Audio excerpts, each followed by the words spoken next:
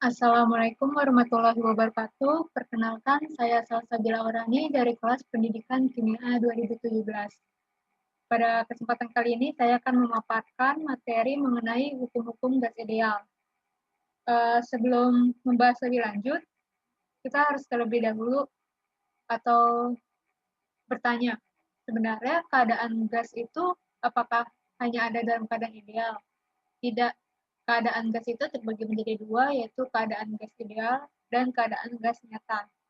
Untuk keadaan gas ideal dan ataupun nyata, memiliki beberapa hukum yang akan menghasilkan persamaan. Untuk hukum-hukum gas ideal akan menghasilkan persamaan gas ideal, sedangkan untuk keadaan gas nyata nanti akan menghasilkan beberapa persamaan gas nyata seperti Van der Waals, Berthelot, Redlich, Kwong, dan Virial. Namun untuk gas nyata nanti akan kita bahas lebih lanjut. Nah, sebelum masuk ke hukumnya, kita juga harus tahu terlebih dahulu sebenarnya apa itu gas ideal. Jadi gas ideal itu secara teoritis merupakan suatu partikel yang terdiri dari partikel-partikel yang bergerak secara acak dan tidak saling berinteraksi.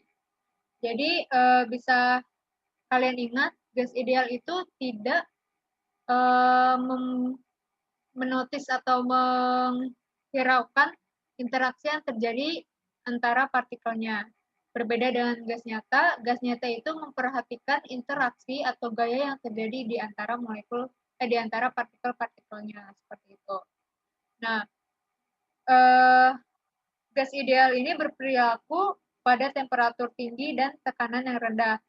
Karena pada temperatur tinggi dan tekanan rendah ini kerja yang melawan gaya intermolekulnya itu menjadi jauh lebih kecil bila dibandingkan dengan energi kinetika. Kita ketahui apabila suhunya tinggi, partikelnya itu akan cepat bertumbukan ya. Nah, namun karena tekanannya rendah, kemampuan antar partikel gas itu untuk memadat tidak dapat terjadi sehingga kemampuan berinteraksinya itu akan lebih berkurang. Berbeda dengan gas nyata itu berlangsung pada suhu yang rendah dan tekanannya tinggi. Bisa dilihat apabila suhu rendah, partikelnya berinteraksinya tidak sering atau tidak saling mudah bertumbukan, dan tekanannya tinggi, jadi malah mudah memampat gitu. Jadi kemampuan gayanya itu akan lebih besar diperhatikan. Kita lanjut ke hukum gas ideal. Sebentar. Nah, di sini ada 4 hukum yang akan diturunkan menjadi persamaan gas ideal. Di antaranya itu ada hukum Boyle, hukum Charles-Jelusak, hukum Dalton, dan hukum Avogadro.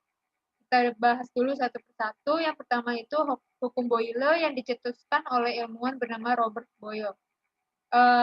Dia melakukan eksperimen dan menghasilkan suatu bunyi hukum seperti ini. Ketika suhu dari suatu gas tetap konstan, maka tekanan gas akan berbanding terbalik dengan volume gas. Sebentar akan saya pakai tools. Jadi diperhatikan di sini suhunya konstan. Nah, dan tekanannya itu akan berbanding terbalik dengan volume gas. Jadi karena berbanding terbalik bisa dilihat seperti ini dan diukur pada suhu yang konstan. Jadi apabila misalnya tekanannya rendah, maka volume gasnya akan tinggi. Begitupun sebaliknya ya. Angka 1 dan 2 di sini merupakan keadaan awal.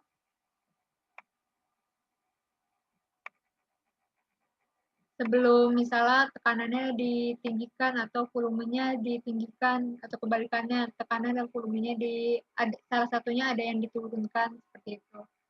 P2 dan P2, duanya itu keadaan akhir ya. Maaf, tulisannya jelek karena saya menggunakan touchpad. Nah, P-nya itu sendiri merupakan suatu tekanan, dan V-nya itu volume, tekanan dengan satuan Newton per meter.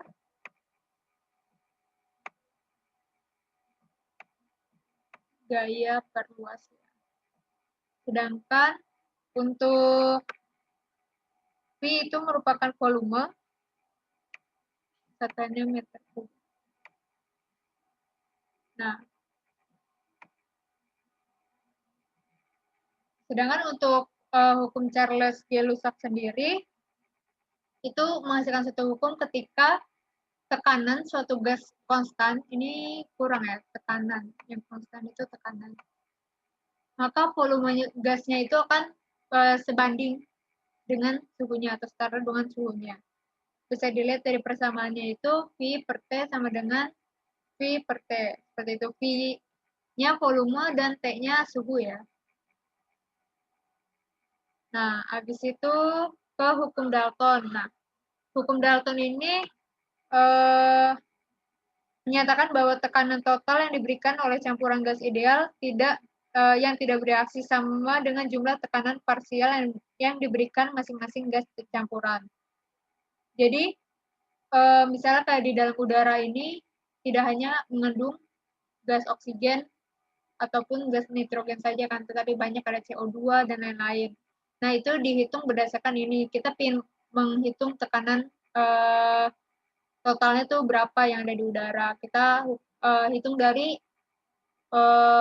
gas yang ada di dalamnya, misalnya P1-nya itu O2, P2-nya itu N2, P3 CO2 dan lain-lain seperti itu. Sedangkan yang terakhir ini ada hukum Avogadro yang dihasilkan dari suatu eksperimen yang menghubungkan volume gas dengan jumlah molekul yang ada. Hukum Avogadro itu berbunyi bahwa pada kondisi suhu dan tekanan yang konstan, volumenya itu akan sebanding dengan jumlah molekulnya. N ya, jumlah molekul. N jumlah molekul dan V itu volumenya. Untuk ini tadi PT itu tekanan total, sedangkan untuk yang P1, P2 itu tekanan parsial. Parsial itu kayak bagian-bagiannya. Nah, ini terlihat masih kayak gampang ya, kayak mudah dipahami. Nah, selanjutnya itu dari berbagai macam hukum ini akan diturunkan menjadi persamaan gas ideal, disatukan seperti berikut. Sebentar. Nah, saya hapus dahulu.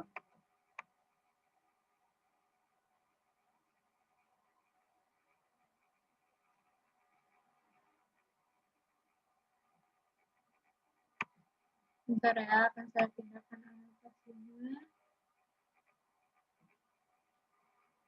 Nah, tadi kan kita bisa lihat ya, bahwa keadaan setiap gas itu ditentukan dari beberapa parameter. Tadi ada volume, tekanan, suhu, maupun jumlah molnya, jumlah molekul. Nah, setiap keadaan ini akan dinyatakan sebagai fungsi volume. Ini agak kurang bawah ya gambarnya. Saya tulis di kiri saja, V sama dengan V N.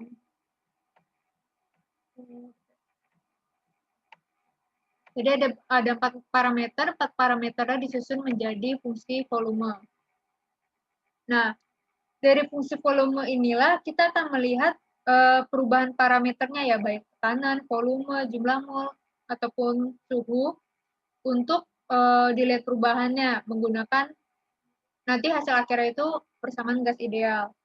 Nah, dari yang fungsi volume ini, nah, kalian bisa lihat bahwa ternyata keadaan volume suatu gas itu akan dipengaruhi oleh beberapa parameter, diantaranya mol, suhu, dan tekanan. Apabila suhunya berubah, nanti volumenya berubah. Begitu yang lainnya. Nah, karena kita ingin melihat perubahan parameternya, akan dilakukan proses diferensial. Seperti ini hasilnya. Diferensial dari volume sama dengan dou V per dou T, tutup kurung, tekanan, N. Mungkin ada yang masih bingung ini artinya apa. Dou V per dou T itu menandakan perubahan volume tergantung kepada tergantung kepada suhu yang diukur pada tekanan dan jumlah mol yang tetap. Jadi yang di luar kurung ini merupakan pengukurannya itu diukur dalam keadaan tetapnya ya. Bisa kita mengukur perubahan volume terhadap waktu pada tekanan dan jumlah mol yang tetap. Sedangkan untuk yang ini, yang kedua, mengukur perubahan volume akibat tekanan pada suhu dan mol yang sama. Suhu dan mol yang tetap.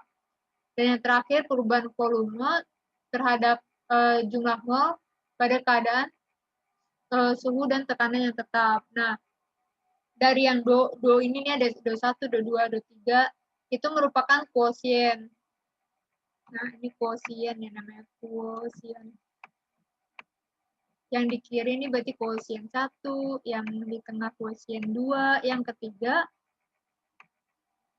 yang paling kanan merupakan quotient 1, 2, dan 3. Maaf ini saya ketutup, ini 3.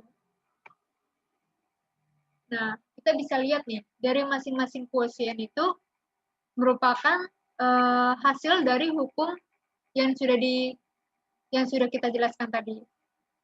Ada yang pertama quotient 1 itu do V per do T sama tutup kurung N, P. Ini K1 ya, aturan quotient 1. Jadi yang tadi kan ada quotient 1, 2, 3, kita harus nyatakan dalam bentuk variabelnya. Di sini ada volume dibagi suhu kan, berarti V per T. Sedangkan untuk quotient 2 ini, do V per do P yang diukur dalam keadaan suhu dan mol yang tetap itu merupakan bunyi dari hukum Boyle. Nah, ini K2, bentar, K2. Karena tadi berbanding terbalik, berarti min V per P. Sedangkan yang quotient 3 merupakan bunyi hukum dari Avogadro. Volumenya sebanding dengan mol. Jadi K3 sama dengan V per N, ini udah benar ya K3. Dari yang sudah didapatkan, masing-masing quotient kan sudah diganti tuh V per T, min V per P, dan V per N. Dimasukkan ke persamaan yang awal ini. Jadi quotientnya diganti menjadi VT dan seterusnya. Ini K1, quotient 1, quotient 2, dan quotient 3. Nah, bisa dilihat di sisi kiri dan sisi kanan terdapat variabel yang sama, yaitu volume. Untuk kita eliminasi, akan kita kalikan seper-V. Nah, dV dikali seper-V akan menghasilkan seper-V dV kan. Nah, sama dengan VT, V per T dikali seper-V, berarti kan V-nya hilang ya. Pembilang dan penyebutnya dihilangkan. 1 per V dt. Nah, berarti tinggal seper-T kali dt. Nah, seperti inilah hasilnya. Begitu juga yang min V per P dikali seper V, begitu juga V per N dikali seper V. Akan dihasilkan hasil seperti ini. Nah, ketika sudah mendapatkan persamaan diferensialnya, akan kita lakukan proses integral. Ingat, proses integral nanti akan menghasilkan suatu tetapan atau suatu konstanta. Jadi kalian harus ingat tadi ya, konsep dari integral itu sendiri nanti kan akan ditambah suatu konstanta ya kan, atau bisa di SMA ditambah C. Kalian ingatnya seperti itu. Nah, untuk diingatkan kembali, kalau seper X, misal ya, seper X dikali DX, ini sama kan? Variabelnya X, X. Itu merupakan seper ln. Maaf, maksudnya ln. Jadi integral dari diferensial itu akan menghasilkan ln. Atau 1 per kotak dikali, ini misalkan aja ya, kotaknya itu suatu variabel atau angka. Integralnya berarti ln kotak. Ini tadi ln X. Gitu. Karena ini diintegralkan semua seperti ini, akan menghasilkan persamaan integral Seperti Devi berarti kan Lenvi ya, Lenvi, begitu juga yang selanjutnya, ini berarti min len P ditambah len T ditambah len N. Ingat, ketika proses integral akan menghasilkan suatu tetapan. Nah, apabila dalam suatu gas itu akan ditambahkan tetapan integrasi len R. R itu tetapan gas ya, karena gas sudah punya tetapan sendiri. Nah, persamaan tadi kita secara matematis dipindah ruas seperti itu untuk mendapatkan nilai PV NRT. Nah, kan sudah PV. Nah, karena len di kedua ruas kan bisa dihilangkan, nanti akan menghasilkan nilai PV sama dengan NRT. Jadi seperti itu. Persamaan gas ideal diturunkan dari beberapa persamaan hukum-hukum gas ideal. Untuk aplikasi soalnya nanti akan ada di link selanjutnya.